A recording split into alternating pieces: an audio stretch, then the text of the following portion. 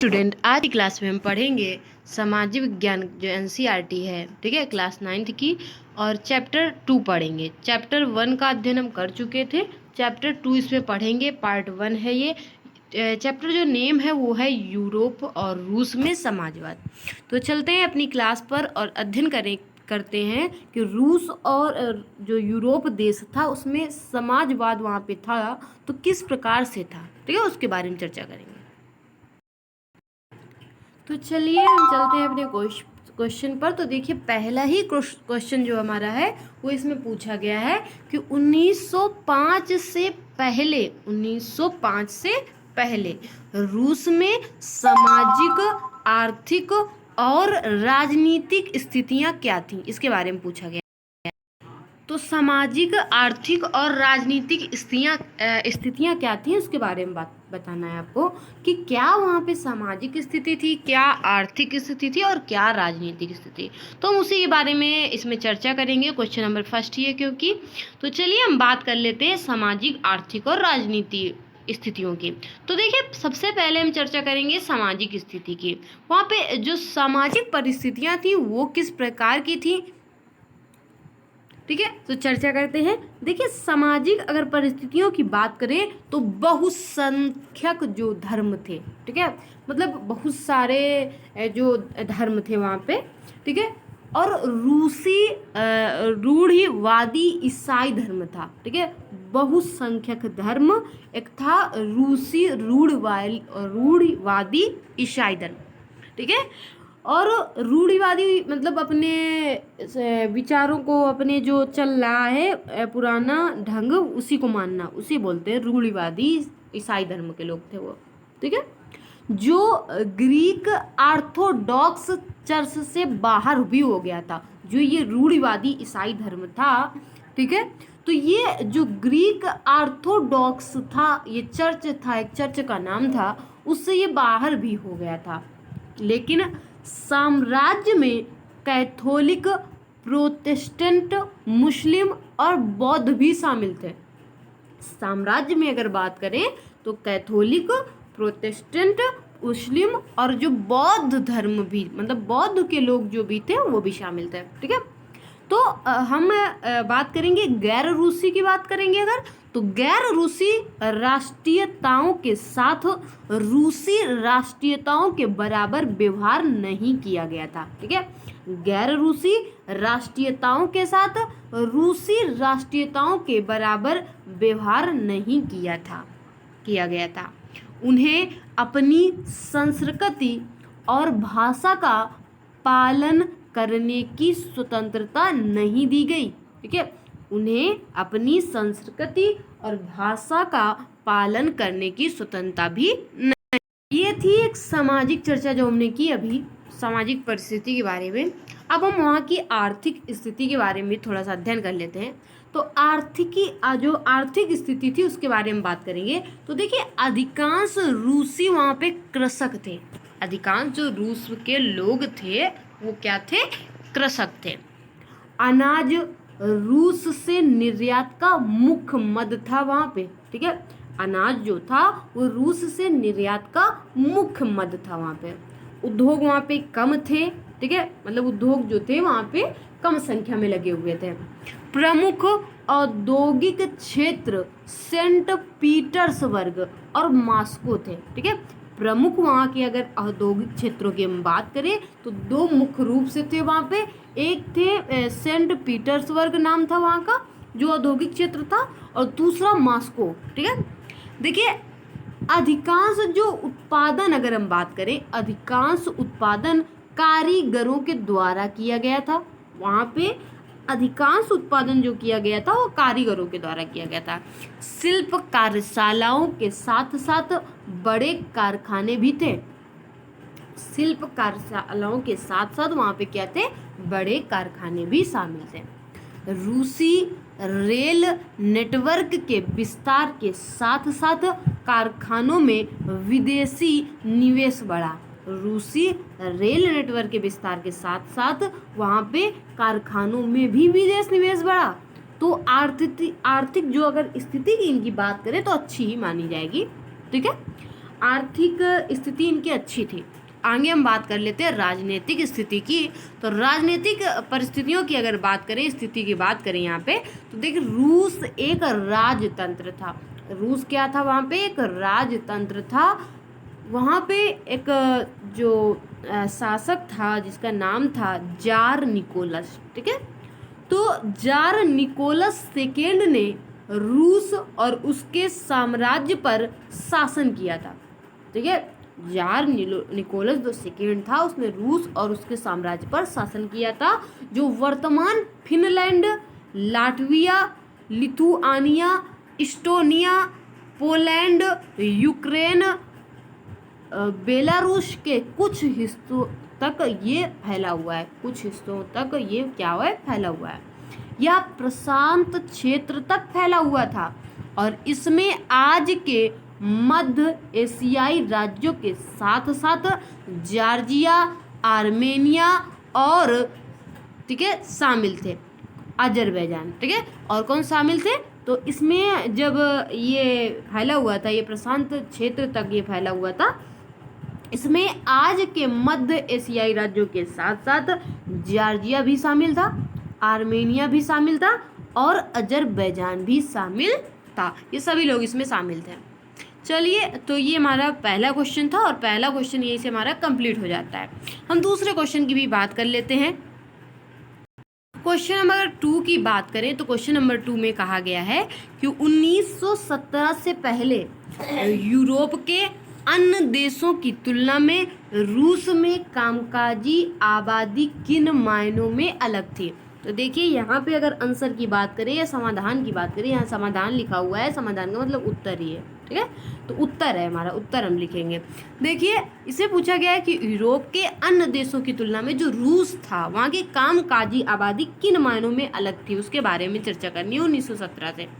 देखिए, अगर उसके बारे में हम चर्चा करेंगे तो यूरोपीय देशों में कामकाजी आबादी रूस में उन लोगों की तुलना में अधिक एकजुट थी। जो रूस की आबादी थी वो यूरोपीय देशों से अधिक एकजुट थी, एकजुटता के साथ कार्य करती थी। और आगे बात करते हैं तो इंग्लैंड और जर्मनी में श्रमिकों के ने संघों का गठन किया। क्या किया? इंग्लैंड और जर्मनी ने श्रमिकों ने संघों का गठन किया और बेहतर जीवन और कामकाजी परिस्थितियों के लिए संघर्ष भी किया। इन संघों द्वारा संकट में श्रमिकों की सहायता के लिए धन की स्थापना की गई। यूरोपीय देशों में श्रमिक काम के घंटे और वोट के अधिकार में कमी की अपनी मांग में एकजुट थे। जो यूरोपीय देशों में श्रमिक काम के घंटे और वोट के अधिकार में कमी की जो मांग थी वो अपनी मांग में क्या थे? एकजुट थे। श्रमिक संघ ने भी राजनीतिक दलों का समर्थन किया और अंततः स्वयं राजनीतिक दलों का गठन भी किया उन्होंने। ब्रिटेन की अगर बात करें तो ब्रिटेन में लेबर पार्टी और फ्रांस में सोशलिस्ट पार्टी राजनीतिक दलों के उदाहरण हैं जो समाजवादियों और ट्रेड यूनियन द्वारा गठित है। जो किसके द्वारा गठित किए गए हैं? समाजवादियों और ट्रेड यूनियन के। तो देखिए, अगर अगले पॉइंट की बात करें, मतलब अगला हम देखें तो यूरोप में रूस में भी श्रमिक संघों में नाटकीय रूप से वृद्धि हुई। ठीक है, रूस में भी श्रमिक संघों में नाटकीय रूप से वृद्धि हुई। उन्होंने काम के घंटे कम करने और उच्च मजदूरी की मांग की। किसने की? रूस के श्रमिकों ने। ठीक है, और सरकार द्वारा वहाँ पे मजदूरों का जो क्या किया गया? दमन किया गया। तो ये कुछ परिवर्तन हुए थे। ठीक है, चलिए, तो क्वेश्चन नंबर 2 हमारा यहीं से फिनिश होता है। क्वेश्चन नंबर 3 की बात करें तो क्वेश्चन नंबर 3 में पूछा गया है कि 1917 में जो जारवादी निरंकुशता थी उसका पतन क्यों हुआ। जार वहाँ का शासक था और उसका किस तरह से उसकी उसकी निरंकुशता थी उसका पतन किया गया, मतलब वो निर्दयी था। ठीक है, तो उसका पतन किस प्रकार से किया गया उसके बारे में चर्चा करेंगे। चलिए, आंसर में बात करते हैं। समाधान में उत्तर ही होता है। देखिए, तो बात करते हैं तो रूस में जर्मन विरोधी भावनाएं प्रथम विश्व युद्ध के कारण उच्च थी। यूरोप में जर्मन विरोधी जो भावनाएं थी वो प्रथम विश्व युद्ध के कारण उच्च थी। इसके अलावा जारिना अलेक्जेंड्रा के जर्मन मूल और गरीब सलाहकारों ने निरंकुशता को अलोकप्रिय बना दिया। रूस को लाखों हताहतों के साथ वाटर फ्रंट पर चौंकाने वाली हार का सामना करना पड़ा।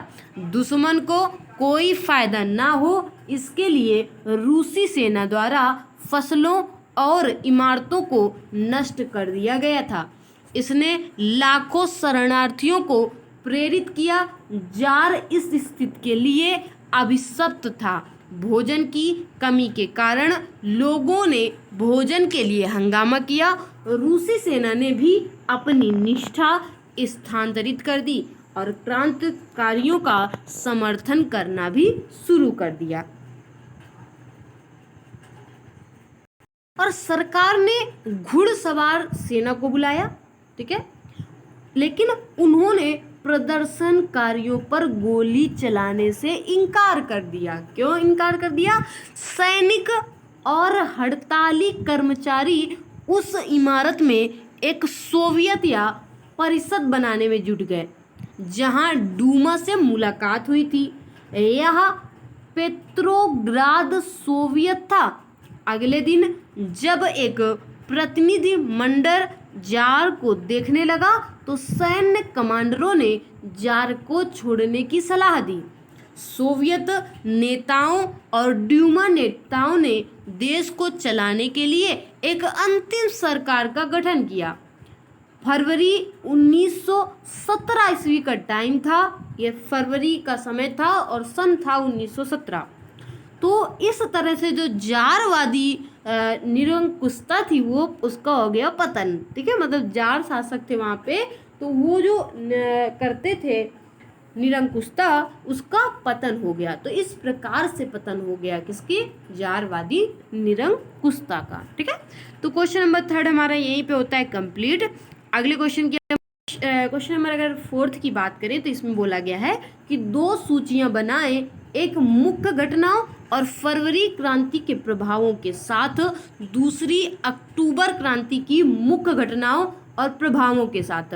प्रत्येक में कौन शामिल था और कौन नेता थे?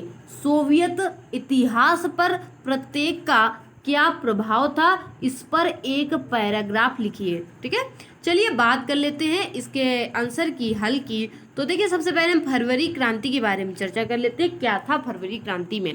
तो देखिए 22 फरवरी को फैक्ट्री में ताला ठीक बैंक पर लगा दिया गया। जो 22 फरवरी का दिन था और फैक्ट्री पर ताला जो था वो ठीक बैंक पर लगा दिया गया। 23 फरवरी को 50 कारखानों ने श्रमिकों द्वारा सहानुभूति हड़ताल कर दी, ठीक है। 23 फरवरी का दिन था और 50 कारखानों में श्रमिकों द्वारा सहानुभूति हड़ताल कर दी।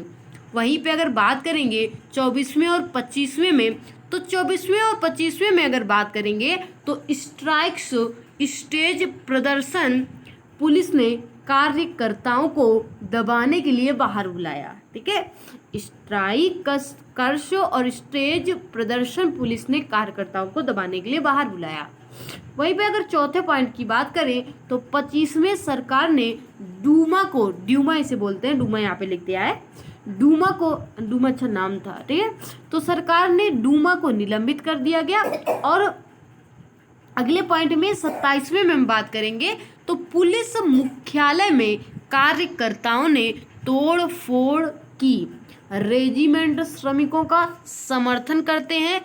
पेट्रोग्राद सोवियत के हड़ताली कर्मचारी, ठीक है, ये सब लोग क्या करते थे? रेजिमेंट श्रमिकों का समर्थन करते थे, ठीक है। आगे हम बात करेंगे अगले पॉइंट की, तो इसको बोलते हैं 2 मार्च। 2 मार्च कैसे हुआ था? ये जार पेट करता था। सोवियत और ड्यूमा नेता जो थे ये अंतिम सरकार बनाते थे। पेड मतलब कौन करता था?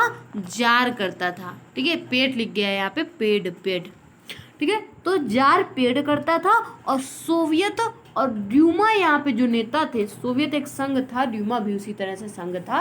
तो सोवियत और ड्यूमा जो संघ था वो अंतिम संघ जो अंतिम सरकार थी उसको बनाते थे, ठीक है। तो ये थी फरवरी क्रांति। आगे हम इसके प्रभाव के बारे में भी बात कर देंगे। देखिए इसके प्रभाव के बारे में बात कर लेते हैं। अभी तक हमने देखा क्या क्या कार्य हुए थे फरवरी क्रांति में, अब हम इसके प्रभाव की बात कर लेते हैं। तो देखिए पहला जो प्रभाव हुआ था वो हुआ था कि सेना के अधिकारी, भूस्वामी, उद्योगपति प्रभावशाली हो गए। और दूसरा जो प्रभाव था वो जनसभाओं पर लगे प्रतिबंध हटा दिए गए। तीसरा प्रभाव था ट्रेड यूनियनों की संख्या में वृद्धि हो गई। ठीक है, ट्रेड यूनियनों की संख्या में वृद्धि हो गई। तो ये फरवरी क्रांति के प्रभाव थे। आगे हम पढ़ लेते हैं अक्टूबर क्रांति को। तो देखिए अक्टूबर क्रांति की बात करें तो ये 16वीं अक्टूबर क्रांति थी। इसमें बोल्शेविक नेता व्लादिमीर, ठीक है, लेनिन पेट्रोग्राद सोवियत और बोल्शेविक पार्टी को सत्ता के एक समाजवादी जब्ती के लिए सहमत होने के लिए राजी थे। दूसरी चीज, सोवियत द्वारा एक सैन्य क्रांतिकारी समिति नियुक्त की गई थी। ठीक है, आगे हम 24वें में देखेंगे। तो देखिए अगर 24वें में हम देखें तो अंतिम सरकार के खिलाफ विद्रोह शुरू हुआ। सैन्य क्रांतिकारी समिति ने सरकारी कार्यालयों को जब्त कर लिया और मंत्रियों को गिरफ्तार कर लिया। सर्दियों के महल को खोल दिया गया था। अंतिम सरकार ने मंत्रियों के आत्मसमर्पण किया और बोल्शेविक ने नियंत्रण प्राप्त किया। ठीक है, अब इसके हम प्रभाव की, अगर अक्टूबर क्रांति के प्रभाव की बात करते हैं तो देखिए उद्योगों और बैंकों का राष्ट्रीयकरण इसमें किया गया। दूसरा प्रभाव इसका जो था वो रूस एक दलीय यहाँ पे राज्य बन गया और एकल पार्टी बोल्शेविक पार्टी रही। जो एकल पार्टी थी वो एक बोल्शेविक पार्टी ही रही। ये इसके प्रभाव थे। तो चलिए यहीं से हमारा जो 4th नंबर क्वेश्चन होता है वो भी समाप्त होता है। अगले क्वेश्चन की बात, 4th नंबर की क्वेश्चन में थोड़ा सा ये हमारा पार्ट था उसको भी पढ़ लेते हैं कि बोल्शेविक नेता जो व्लादिमीर थे, तो लेनिन इनका नाम था और इन्होंने अक्टूबर क्रांति के दौरान एक प्रमुख भूमिका निभाई। उनकी बोल्शेविक पार्टी ने अंतिम सरकार को उखाड़ के फेंक दिया और सत्ता भी हासिल की। रूसी कम्युनिटी जो पार्टी थी तभी से अस्तित्व में आई थी। ठीक है, चलिए अब अगले क्वेश्चन की बात कर लेते हैं। तो क्वेश्चन नंबर 5 को पढ़ते हैं। तो देखिए क्वेश्चन नंबर 5 में पूछा गया है अक्टूबर क्रांति के तुरंत बाद बोल्शेविकों द्वारा क्या मुख्य बदलाव लाए गए थे। तो समाधान की अगर इसमें बात करें, आंसर की बात करें तो अक्टूबर क्रांति के बाद बोल्शेविकों द्वारा कई बदलाव लाए गए थे। वो कौन थे? तो वो पहला प्रभाव था उद्योगों और बैंकों का राष्ट्रीयकरण किया गया। इसका मतलब यह था कि सरकार के पास अब उनका स्वामित्व और प्रबंधन था। भूमि को सामाजिक संपत्ति घोषित किया गया था और किसानों को बड़प्पन की भूमि को जब्त करने की अनुमति दी गई थी। शहरों में बोल्शेविकों ने पारिवारिक आवश्यकताओं के अनुसार बड़े घरों के जो विभाजन थे उनको लागू किया गया था। अभिजात वर्ग के जो पुराने शीर्षक थे के उपयोग पर प्रतिबंध लगा दिया गया था। सेना और अधिकारियों के लिए नई वर्दी जो थी वो डिजाइन की गई थी। तीसरा पॉइंट, बोल्शेविक पार्टी का नाम बदलकर रूसी कम्युनिस्ट, ठीक है, कम्युनिस्ट पार्टी रखी गई थी। ठीक है, या इसे ही बोल्शेविक भी बोला जाता है। तो बोल्शेविक पार्टी का जो नाम बदलकर रूसी कम्युनिस्ट पार्टी रख दी गई थी। ठीक है, तो और चौथा पॉइंट, अपने राजनीतिक सहयोगियों के विरोध के बावजूद भी बोल्शेविकों ने जर्मनी के साथ शांति की और प्रथम विश्व युद्ध से वापस भी अपना नाम ले लिया, मतलब वापस हट गए विश्व युद्ध से। ठीक है, प्रथम विश्व युद्ध से। तो देखिए यहाँ पे अगर 5 पॉइंट हमारा जो था, 5 पॉइंट में बाद के वर्षों में बोल्शेविक सोवियत संघ की अखिल रूसी कांग्रेस के चुनावों में भाग लेने वाली एकमात्र पार्टी बन गई। यह रूस की संसद बन गई। ये क्या बन गई? रूस की संसद बन गई। ठीक है, तो इस तरह से थे जो हमारे पॉइंट वो हमारे फिनिश होते हैं। क्वेश्चन नंबर 5 हमारा कंप्लीट होता है। तो यहीं से आज की जो हमारी क्लास भी होगी वो भी फिनिश होगी। तो तो अगले पार्ट में हम कुछ अति लघुत्तरीय प्रश्नों या लघुत्तरीय प्रश्नों के साथ मिलेंगे। तो यहीं से ये दीर्घ उत्तरीय जितने भी क्वेश्चन थे वो हमने आज करा दिए, ठीक है। तो यहीं से जो हमारी आज की क्लास होगी वो फिनिश हो जाएगी।